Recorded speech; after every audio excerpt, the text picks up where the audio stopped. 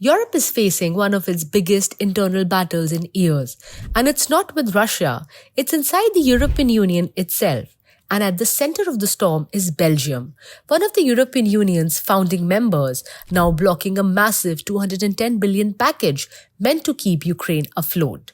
European Union's message is blunt: fall in line or get treated like Hungary. Today, we break down what's happening, why it matters, and how one country is suddenly holding the entire EU strategy on Ukraine hostage. The Ukraine war has pushed Kiev into a deep financial crisis with a 71.7 billion budget shortfall expected next year. Without help, Ukraine would begin cutting public spending as early as April.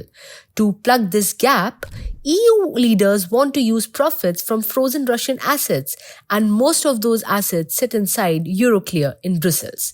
And that's where Belgium Prime Minister Bert De Wever steps in. De Wever isn't against helping Ukraine. He's against Belgium being the one left holding the bill. He fears that if legal disputes arise or sanctions shift, in the future, Belgium could be forced to repay Moscow alone. So he's demanding extra cash buffers, stronger legal protections, and guarantees Belgium won't take the fall. Until those are met, he's saying no deal.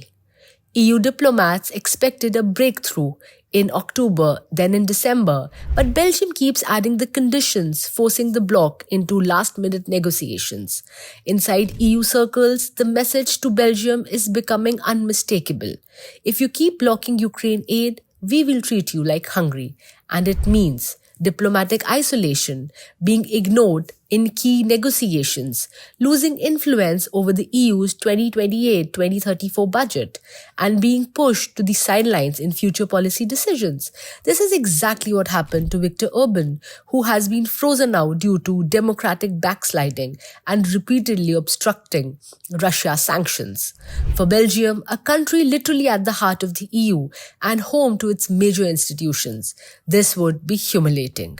The urgency isn't European, it's global. With US President Donald Trump distancing himself from Ukraine funding once again, Europe can no longer count on Washington. If the EU fails to secure this financing, Ukraine's government faces a historic financial collapse. Meanwhile, Russia is betting that Western fatigue will choke Ukraine's stability. This is why the EU believes it cannot afford Belgium's veto. If Belgium doesn't budge, what are the alternatives? There's a plan B, a joint EU debt package backed by the next 7-year budget, but it requires unanimity, and Hungary has already said no to Eurobonds. Now comes Plan C, a small coalition, Germany, the Nordics, the Baltics, paying from their own treasuries. But diplomats warn, if a handful of countries shoulder Ukraine alone, the EU's principle of solidarity collapses. Tomorrow, those same countries might refuse to bail out others in crisis. As one diplomat put it, solidarity is a two-way street. The December 18 summit is shaping up to be a defining moment. If Belgium gives in, it will set a precedent. The EU is willing to pressure even its founding members when vital interests are at stake. If Belgium holds the line, it exposes a deeper problem, that one government can block major European decisions even in wartime. Either way, the ripple effects will be massive. The EU is at crossroads. Belgium faces a choice between protecting its national financial interest and maintaining unity at a time when Ukraine's survival and Europe's credibility are on the line.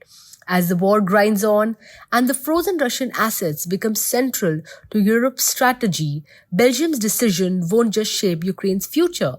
It may redefine how the European Union handles internal dissent for years to come. If you found this breakdown useful, hit like, subscribe, and tell us your views in the comments. Is the EU justified in pressurizing Belgium, or is Brussels crossing a dangerous line? Thank you for watching.